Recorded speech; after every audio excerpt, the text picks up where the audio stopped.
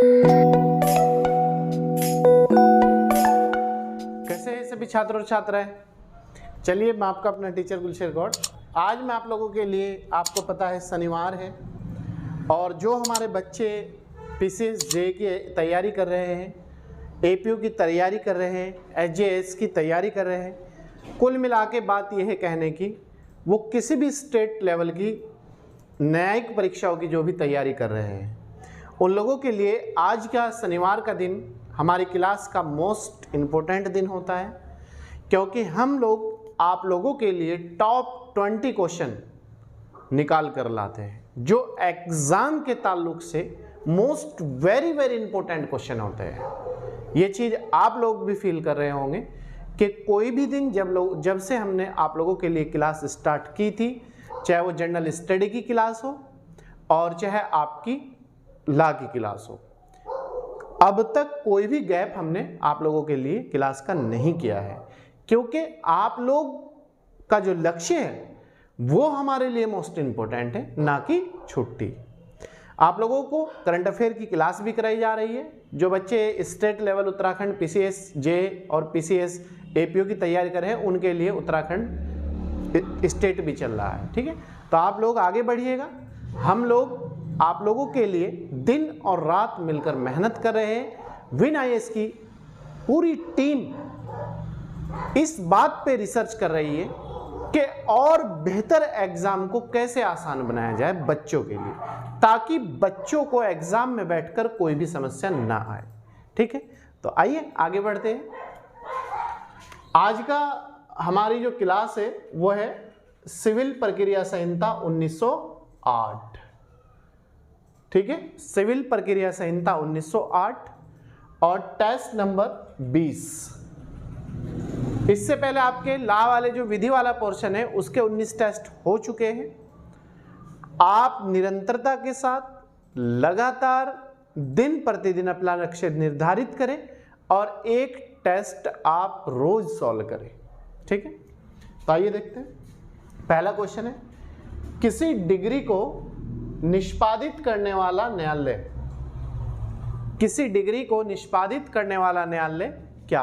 ए, degree के पीछे जा सकता है, किसी डिग्री के पीछे जा सकता है। बी, डिग्री का निष्पादन करने वाले न्यायालय द्वारा ना कि पृथकवाद द्वारा अवधारित किए जाएंगे।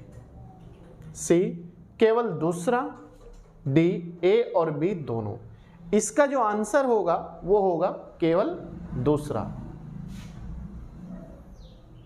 डिग्री का निष्पादन करने वाले न्यायालय द्वारा ना कि पृथकवाद द्वारा अवधारित किए जाएंगे। ठीक है, क्वेश्चन नंबर 2, सिविल प्रक्रिया संहिता की निम्न में से कौन सी धारा धन की डिग्री के निष्पादन में महिलाओं की गिरफ्तारी या निरोध का निषेध करती है? बताइए, कौन सी धारा धन की डिग्री के निष्पादन में स्त्रियों की गिरफ्तारी या महिलाओं की गिरफ्तारी या निरोध करती है? धारा 35, धारा 59, धारा 60, धारा 56। बताइए। Very good. यह धारा है जो स्त्रियों की गिरफ्तारी या निरोध का निषेध करती है, धारा 56। ठीक है, क्वेश्चन नंबर 3, सिविल प्रक्रिया संहिता 1908 के अनुसार निम्न में से किसको कुर्क नहीं किया जा सकता? मतलब किस चीज की कुर्की नहीं की जा सकती और ना ही बेचा जा सकता? Very good. देखिए, बहुत अच्छा क्वेश्चन है, बार बार एग्जाम में रिपीट हो रहा है। सिविल प्रक्रिया संहिता 1908 के अनुसार किसको कुर्क नहीं किया जा सकता और ना ही बेचा जा सकता? ए, लेखा पुस्तकें, किसी निगम के शेयर, जमीन व भवन, बैंक में सावधि निक्षेप। बताइए, लेखा और पुस्तकों को ना तो बेचा जा सकता और ना ही कुर्क किया जा सकता। ठीक है, इसके बाद क्वेश्चन नंबर 4, कमीशन जारी किया जा सकता है। कमीशन कौन जारी कर सकता है? बहुत अच्छा क्वेश्चन है। किसी भी व्यक्ति द्वारा, मतलब ये कह रहा है कि कोई भी जारी कर सकता है, कोई भी व्यक्ति। बी कह रहा है किसी प्राधिकृत अधिकारी द्वारा, सी कह रहा है किसी न्यायालय द्वारा, और डी कह रहा है किसी एसडीएम के द्वारा। कमीशन जो जारी किया जा सकता है किसी न्यायालय द्वारा जारी किया जा सकता है, ठीक है, बाकी कोई जारी नहीं कर सकता।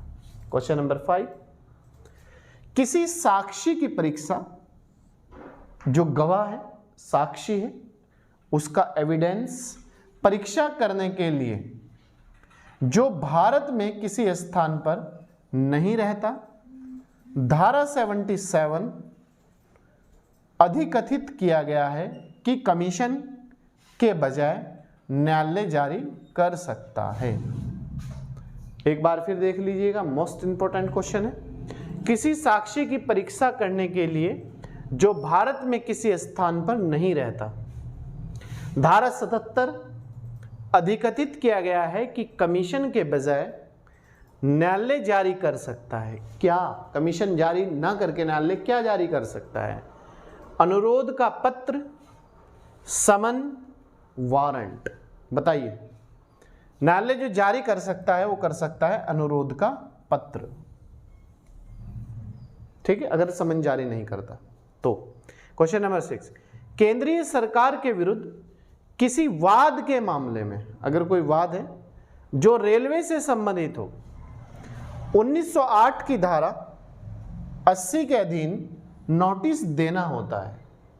बताइए, केंद्रीय सरकार के विरुद्ध किसी वाद के मामले में जो रेलवे से संबंधित हो, 1908 की धारा 80 के अधीन नोटिस देना होता है।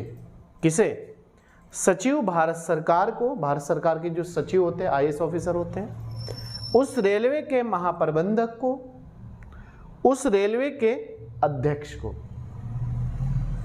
धारा 80 के अधीन जो नोटिस देना होता है वो होता है उस रेलवे के महाप्रबंधक को, ठीक है। इसके बाद नेक्स्ट क्वेश्चन का वाद ला सकता है, मतलब कोई भी व्यक्ति जो विदेशी कंट्री है वाद कैसे ला सकता है, किसकी उसमें हमें अनुमति चाहिए, किसकी हमें सहमति चाहिए, क्या हमें चाहिए उसमें? ए ऑप्शन, राज्य सरकार की सहमति से, जिस राज्य में वाद लाना चाहते हैं उस राज्य सरकार की सहमति से। दूसरा, केंद्र सरकार की सहमति से, ऑल इंडिया गवर्नमेंट।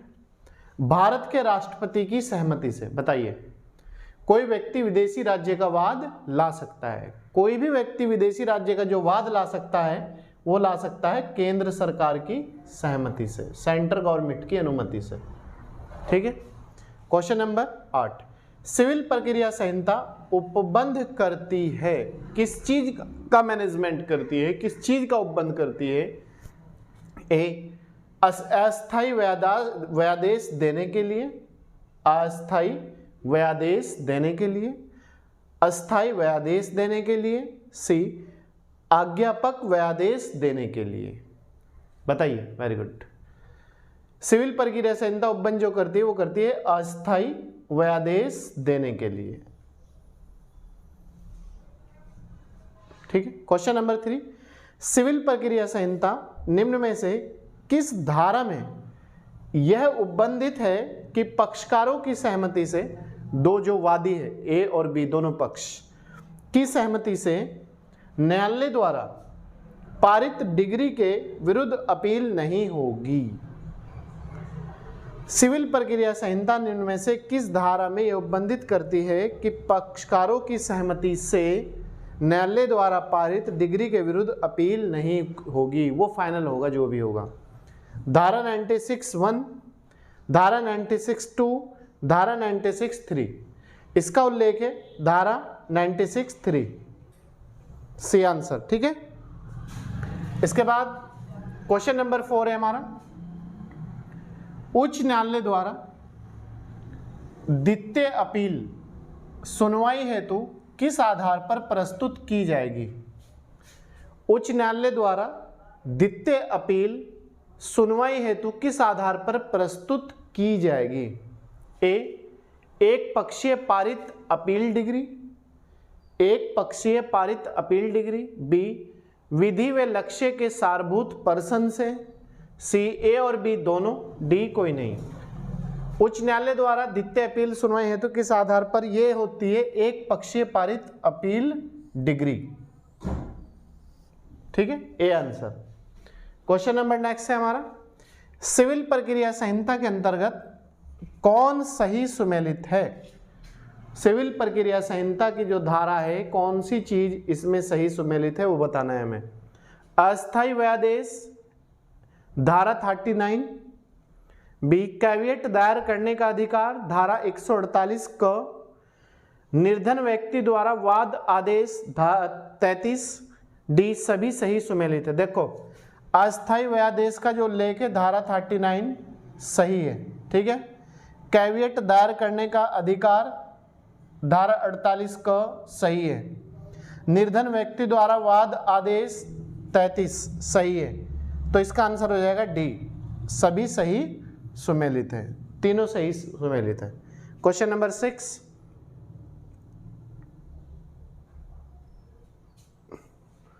7, 8, 9, ये हो गया 10,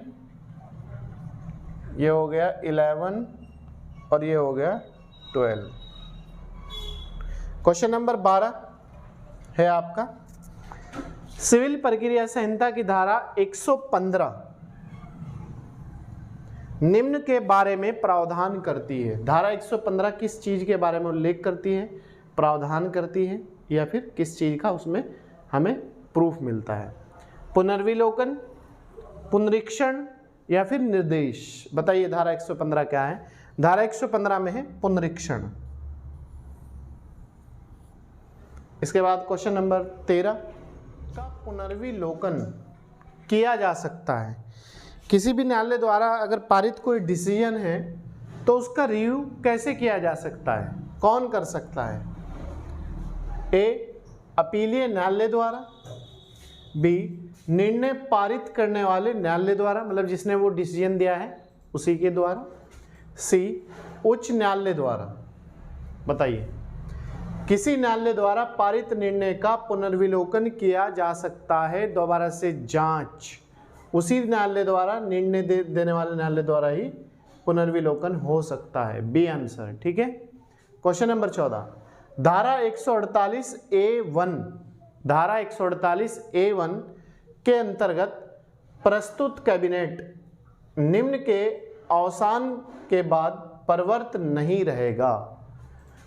धारा 148A1 के अंतर्गत प्रस्तुत कैबिनेट निम्न के अवसान के बाद परवर्त नहीं रहेगा, लागू नहीं रहेगा। 30 दिन, 45 दिन, 60 दिन या 90 दिन? ये परवर्त नहीं रहेगा 90 दिन के बाद। क्वेश्चन नंबर 15, सिविल प्रक्रिया संहिता की निम्न धाराओं में से किस एक के अंतर्गत न्यायालय को अंतर्निहित शक्तियां प्रदान की गई है?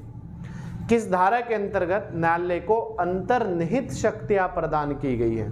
धारा 151, धारा 150, धारा 148, धारा 149? ये प्रदान की गई है धारा 151 के तहत। ठीक है, न्यायालय को अंतर्निहित जो शक्तियां प्रदान की गई है वो धारा 151 के तहत प्रदान की गई है। क्वेश्चन नंबर 16, वाद कारणों का संयोजन संहिता के किस प्रावधान में है? वाद कारणों का संयोजन संहिता के किस प्रावधान में है? आदेश 2 नियम 3, बी आदेश 2 नियम 2, आदेश 2 नियम 1, डी आदेश 1 नियम 2? बताइए, वाद कारणों का संयोजन संहिता के किस प्रावधान में है? यह है आदेश 2 और नियम 3 के तहत। क्वेश्चन नंबर 17, जिस प्रतिवादी को समन जारी किए गए हैं वह हाजिर हो सकता है। जिस प्रतिवादी को समन जारी किए गए हैं वह हाजिर हो सकता है। स्वयं मतलब खुद अपने आप। बी विधिवत मान्यता प्राप्त एजेंट द्वारा। सी अधिवक्ता द्वारा अपने वकील के माध्यम से। डी उपरोक्त सभी द्वारा। तो जिसे समन जारी किया गया है वो स्वयं भी हाजिर हो सकता है, एजेंट के माध्यम से भी विधिवत, और अधिवक्ता के द्वारा भी, अपने वकील के द्वारा भी। तो आंसर हो जाएगा हमारा उपरोक्त सभी, डी आंसर। ठीक है। क्वेश्चन नंबर 18, प्रतिस्थापित तमिल का आशय है समन को चिपकाकर तामील करना। देखिए कितना अच्छा क्वेश्चन है, बार बार इंटरव्यू में भी पूछा जाता है क्वेश्चन। प्रतिस्थापित तामील का आशय है समन को चिपकाकर तामील करना। क्या है? ए, न्यायालय सदन में प्रमुख स्थान पर। बी, प्रतिवादी के किसी प्रमुख भाग पर। सी, ए और बी दोनों, मतलब न्यायालय में किसी भी प्रमुख स्थान पर चिपकाया जाए, या फिर प्रतिवादी के किसी घर मकान के किसी स्थान पर चिपकाया जाए। डी है कोई नहीं। तो इसका आंसर हो जाएगा ए और बी दोनों। क्लियर है। क्वेश्चन नंबर 19, कौन सा अभिवचन का नियम नहीं है? कौन सा अभिवचन का नियम नहीं है? विधि का कथन करे और तथ्यों का अभिवचन करे। विधि का कथन करे और तथ्यों का अभिवचन करे। बी, केवल सारभूत तथ्यों का अभिवाचन करे। सी, केवल प्रथम। डी, केवल दूसरा। कौन सा अभिवचन का नियम नहीं है? ये नहीं है, विधि का कथन करे और तथ्यों का अभिवचन करे, तो केवल प्रथम नहीं है, जबकि दूसरा इसका है। क्वेश्चन 20 और लास्ट आज के टेस्ट का, परिशांति कायम रखने के लिए प्रतिभूति देने में असफल रहने पर कारावास होगा। कारावास मतलब सजा होगी। सश्रम, साधारण, ए और बी दोनों। परिशांति कायम करने के लिए प्रतिभूति देने में असफल रहने पर कारावास जो होगा वो होगा साधारण। ठीक है। तो ये थी आज की हमारी टॉप 20 नंबर का टेस्ट, सिविल प्रक्रिया संहिता 1908। इसके बाद आप नेक्स्ट टेस्ट का इंतजार करिएगा। इसी दिन आपको, इसी समय आपको टेस्ट प्रदान कर दिया जाएगा। तो आप जुड़िएगा हमारे से। एक आप अच्छी तैयारी अगर करना चाहते हैं तो कंटिन्यूटी के साथ क्लास ज्वाइन करें और उन टीचरों से जुड़े जो आपको रेगुलरिटी के साथ क्लास कराते हो। तो चलिए, मैं आपका अपना टीचर गुलशेर गौड़, मिलते हैं आपसे नेक्स्ट क्लास में नेक्स्ट वीडियो के साथ। तब तक आप अपना ख्याल रखिएगा और इस वीडियो को ज़्यादा से ज़्यादा शेयर करें। Thank you.